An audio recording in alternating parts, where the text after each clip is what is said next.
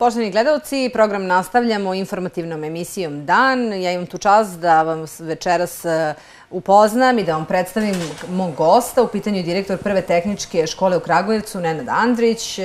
Direktno, ako premijerno u našem studiju, imaćete prilike da vidite i Sretenjski orden drugog reda. Evo već i imate u kadru. Nenade, dobroveče i dobro vi došli kod nas. Dobroveče. Sve čestitke za ovo zaista značajno priznanje, s obzirom da ste ga juče, na Sretenje dobili u predsjedništvu Srbije, uručio mi je predsjednik Srbije, za izuzetan doprinos u oblasti obrazovanja, je li tako? To je negde zvaničan naziv. Jeste, Sretenjski orden drugog reda dodeljen je Prvoj tehničkoj školi u Kragujevcu za značajne rezultate i postignuća u prosvetnoj delatnosti. Lepo. Prošle godine, ako se ne varam, ovaj orden je dobila škola u Čumiću takođe za iste slične rezultate, svakako i promociju uopšte i vrednosti obrazovanja, a mislim da malo ko ne zna šta je sve u Prvoj tehničkoj školi u prethodnom periodu urađeno. Ajde da ih podsjetimo i da kažemo nešto, da opravdamo na kraju krajeva i građanima Kragujevca koji možda ne znaju upravo dobijenje ovog ordena. Šta ste vi to sve uradili u proteklom periodu? U nekom prethodnom i skorijem periodu, a u skladu sa zahtjevima današnjeg vremena, došle do organizaciono-koncepcijskih promjena unutar same škole, kao što su informatizacija nastave, koncipiranje nastave i tako dalje.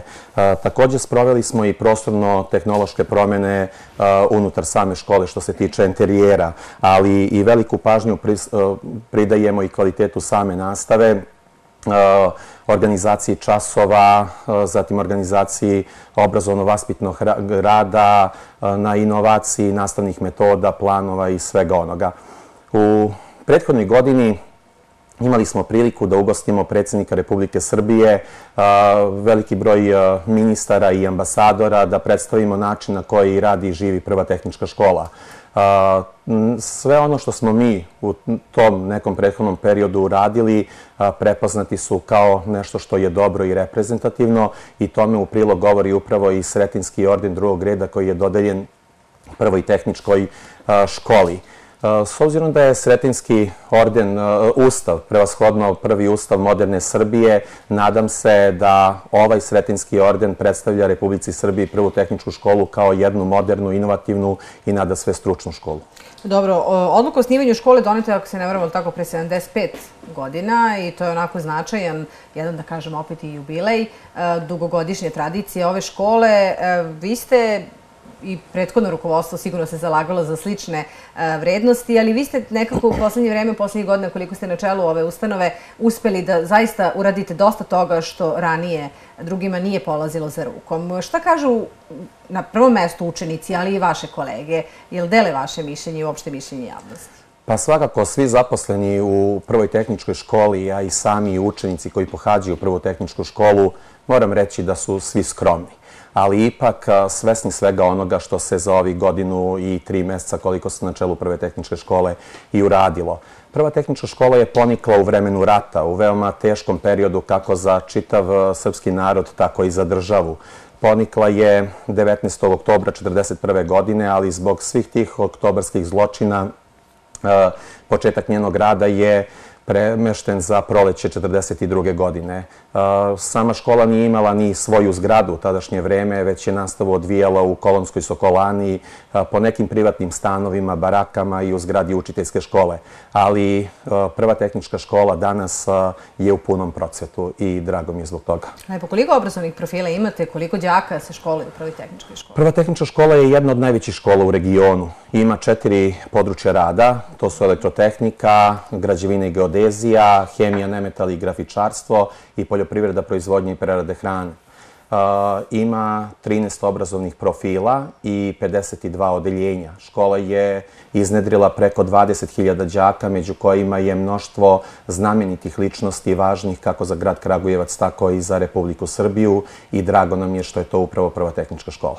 To se radi i nadalje, je li tako? I sa današnjim generacijama? I sa današnjim i trudit ćemo se da sve ono što sada radimo unapredimo, poboljšamo i da bude samo još bolje. Tako, pa pretpostavljam da se i ovaj Sretenjski orden drugog reda i dodeljuje upravo za, s jedne strane, čuvanje tradicije, s druge strane i za tu neku modernizaciju i upravo usavršavanje nastave, a samim tim i učenika. Vi imate i u skladu sa potrebama i tako modernim tehnologijama i neke nove smerove, ako se ne varam, kojih ranije možda nije bilo, ali tako? Pa jeste, dosta toga se uvelo u prvoj tehničkoj školi kao novina. Imamo upravo i elektrotehničara informacionih tehnologija i administratora računarskih mreža i veliki broj tih zanimanja koje su informatičkog karaktera, ali opet i na drugim područjima rada uvodimo nove smerove jer pratimo trend današnjeg vremena, a opet pratimo i potrebe i zahteve tržišta. Šta je onako kod učenika izaziva najviše pažnje? Šta je najinteresantniji smer uopšte područje rada? Ili je onako sve zastupljeno? Pa s obzirom da prva tehnička škola ima 13 obrazovnih profila, podjednako su nam svi bitni i važni i podjednako đaci se opredeljuju za neki od tih obrazovnih profila.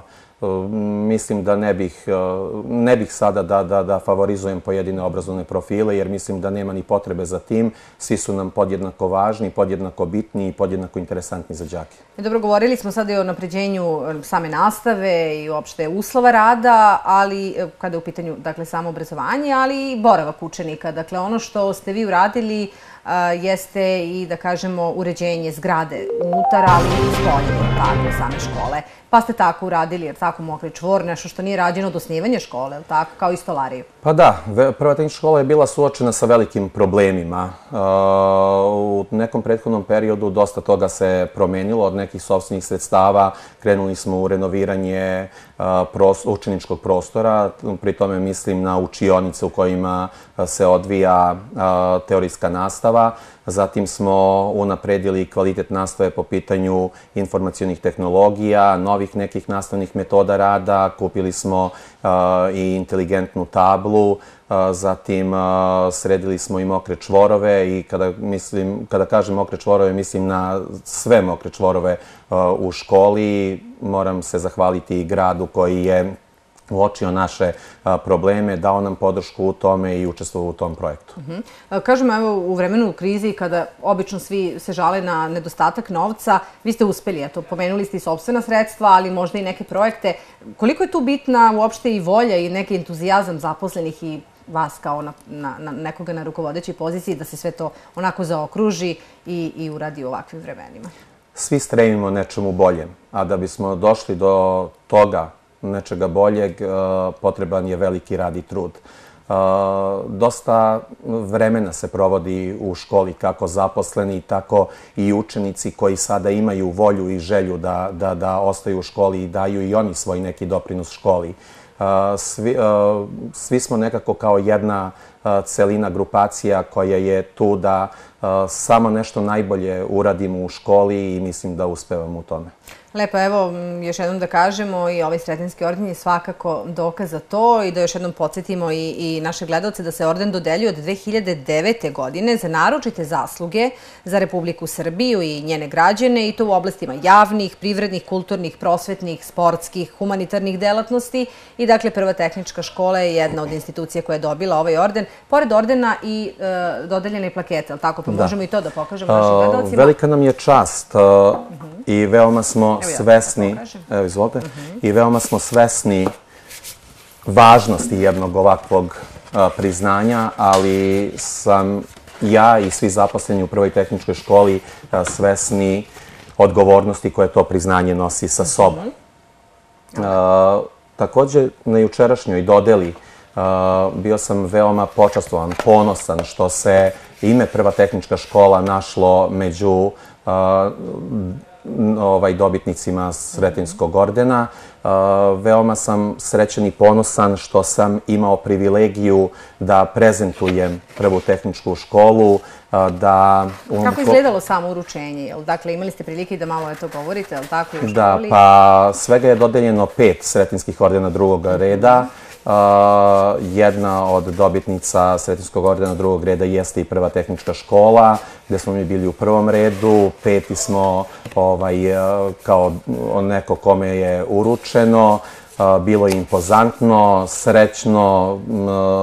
Nije mala stvar kada čujete u tolikom broju i ustanova i pojedinaca da se ime Prve tehničke škole juče našlo kao dobitnica jedne od 31 i nagrađenih. Imao sam čast i na sinoćnom koktelu u Predsjedništvu Republike Srbije da sa veoma važnim ličnostima Republike Srbije predstavim Prvu tehničku školu, da predstavim i svoj grad na neki najbolji način i kažem im sve ono šta mi očekujemo i čemu se nadamo, a opet i šta ćemo sve uraditi za dobrobit učenika i zaposlenih u Prvoj tehničkoj školi. Odlično, to je zaista, što kažete, lepo iskustvo. Ostavit ćemo te planove za sam kraj razgovora. Sad još da napomenemo, dakle, pomenuli ste da su vaši gosti bili brojni, da kažem, brojna velika imena, što naravno u našoj državi, što i van nje, i ambasadori. Bio vam i ministar prosvete, je li tako? Ako se ne verujem. Da, prošle godine u januarskim danima školu je posjetio ministar prosvete Srđan Verbić. Jesu to privatna poznanstva ili to je apsolutno zasluga ove obrazovne ustanove kao kvalitetne institucije?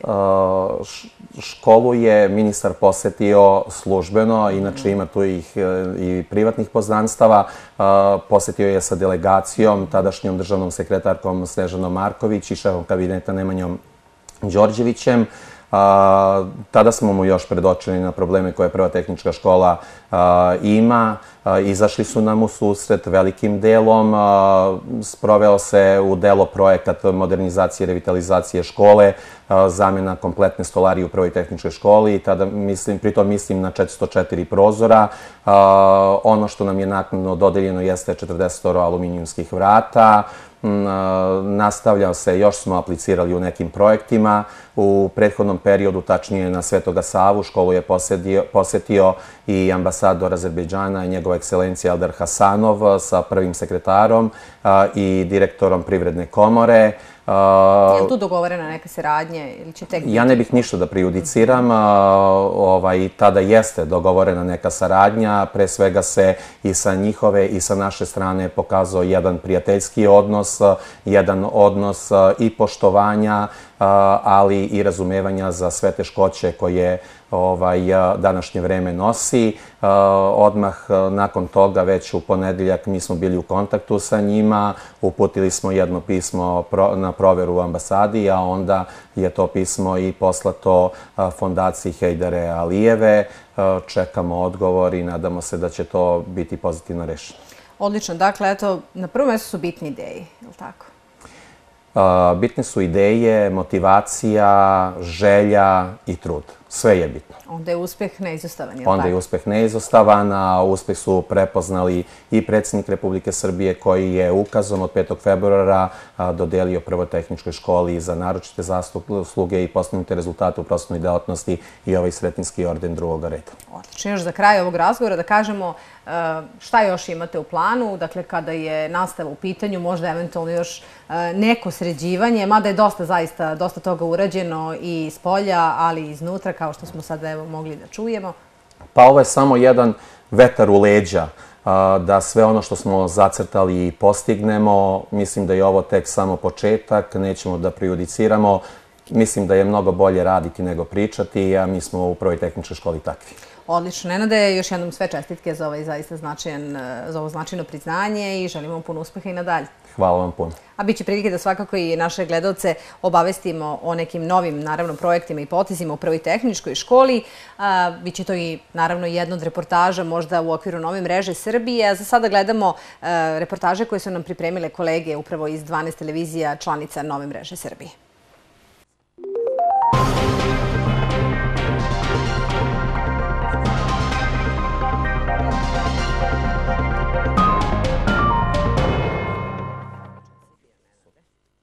Zbog jeftinije goriva u susednoj Bosni i Hercegovini, stanovnici pograničnih područja doslovno su okupirali njihove pumpe. Pumpe u Republici Srpskoj prodaju i lož ulje, kog na pumpama u Srbiji nema odavno, a koje košta 68 dinara. To je već mesecima prilika lokalnim mešetarima sa desne obale Drine za šverc. Zakon, akcize i cena sirove nafte vozačima su u drugom planu. Bitna je ušteda. Na graničnom prelazu, u redu koji je često do polovine mosta, strpljivo stoje vozači iz Srbije, jer će im se čekanje isplatiti. U poslednjih nedelju dana prosečna cena litra benzina u Srbiji pala je za oko 1 dinara, a cena dizela za 2 dinara. Uprkos sve jeftinijem gorivu na domaćim pumpama, u susednoj Bosni i Hercegovini cena mu je još povoljnija, pa su stanovnici pograničnih područja doslovno okupirali njihove pumpe.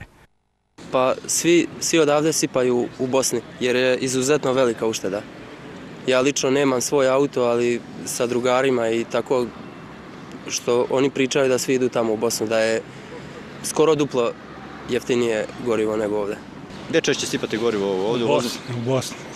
Zbog čega? Većinom, pa zbog cene, nema šta drugo. Koliko uštedite? Pa skoro 30 dinara po litru. Znači, ako sipamo 50 litara, pa vidite koliko izađe. Dolaze ovde i iz udaljenijih gradova, Šapca, Rume i Beograda.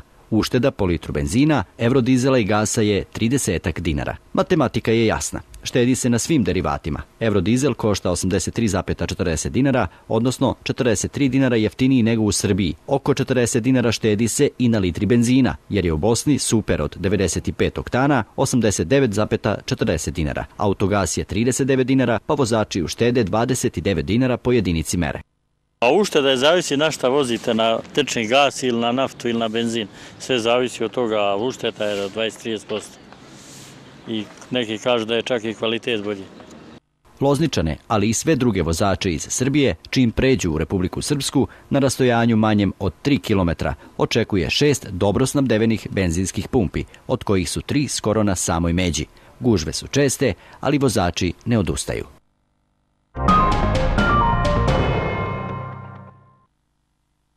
Knjaževsko-srpski teatar obeležava ove godine 181. godišnjicu postojanja. Prema rečima upravnika Voje Lučića, 2015. godina je bila uspešna za kragujevačko pozorište. Publika je mogla da vidi 5 premijera, a i nova sezona započela je premijerom predstave Jelisavetin i ljubavni jad zbog molera, koja je odlukom selektora uvrštena u takmičarski deo predstojećeg festivala komedije u Jagodini. U protekle 3 godine Knjaževsko-srpski teatar je svake godine bio prisutan na danima komedije u Jagodini, a znamo da su dani komedije u Jagodini jedan od najznačajnijih pozorišnih festivala u našoj zemlji, a opet ako imamo u vidu činjenicu da naše pozorište više od 20 godina nije bilo na tom festivalu, pa sada smo 3 godine zaredom, onda prosudite i sami koliko su to veliki uspesi. To nas nekako malo i relaksira, jer onda sledeće godine možemo malo i da omanemo sa pozorišnom produkcijom i niko nam neće zameriti. Naravno da nećemo, trudit ćemo se da napravimo dobar repertoar, već i ova premijera koja ide 15. februara to pokazuje. To je jedan domaći autor, domaći tekst koji govori o pozorišnom životu, a već krajem februara mi ulazimo u jedan veliki projekat, a to je San letnje noći po Williamu Shakespeareu, u režiji Pierre Walter Polica, jedan spektakl predstava sa preko 30 glumaca na sceni i rekao bih nešto što odavno nismo imali na našoj pozorišnoj sceni. Ovogodišnja dobitnica statuete Joakim Vujić je prvakinja drame Knjaževsko-srpskog teatra Nada Jurišić. Ova umetnica sa savidnom glumačkom karijerom ističe da je počastvovana odlukom žirija, koji u obrazloženju za dodelu nagrade istakao da je Nada svojim primerom pokazala da se značajna glumačka karijera, vredna poštovanja, može izgraditi i van Beograda. Kad sam čula da sam dobila statuetu, ja sam se uplašila. To je bila moja prva reakcija. Jer je to na neki način i dodatno opterećenje na sav ovaj rad na predstavi i onda prosto nisam mogla da verujem jer se nisam ni nadala da ću je dobiti, da ću konačno, da ću se naći među svim tim imenima koja već nose tu statuetu. Ove godine će na Dan teatra biti dodeljene čak 3 godišnje nagrade glumcima Jasmini Dimitrijević i Miodragu Pejkoviću, kao i garderoberki pozorišta Dragici Ilić. Glumica Jasmina Dimitrijević kaže da je dugo čekala na šansu da doprinese radu teatra i ova nagrada je samo dokaz da je uspela na tom putu. Mislim da mi je ova nagrada značajnija od svih onih koji će možda nekad u životu uslediti. Zato što nekako označava prekretnicu u toj mojoj maloj karijeri. Na sam dan teatra, 15. februara, biće izvedena i premijera predstave U stvari teatar. U pitanju je duodrama koja dugo nije kao žanr izvođena na daskama Knjaževsko-srpskog teatra, a koja govori upravo o teatru i toku pripreme jedne predstave. Rediteljka predstave Andreja Ada-Lazić želela je ovim komadom da demistifikuje rad umetnika u pozorištu. Mi smo toliko bili zaneti poslom, jer se radi baš o procesu pravljenja jedne predstave, dakle predstava u predstavi. Ono što je najintimnije za nas koji radimo u pozorištu. Povodom obeležavanja Dana teatra biće uručen i prsten sa likom Joakima Vujića, koji ove godine ide u ruke rediteljke Ivane Vujić, koja je svoju karijeru i započela u Knjaževsko-srpskom teatru diplomskom predstavom Razvojni put Bore Šnajdera 1981. godine, dok će medaljon sa likom Joakima biti dodeljen kompaniji Telekom Srbija za donatorsku podršku tokom prethodne godine.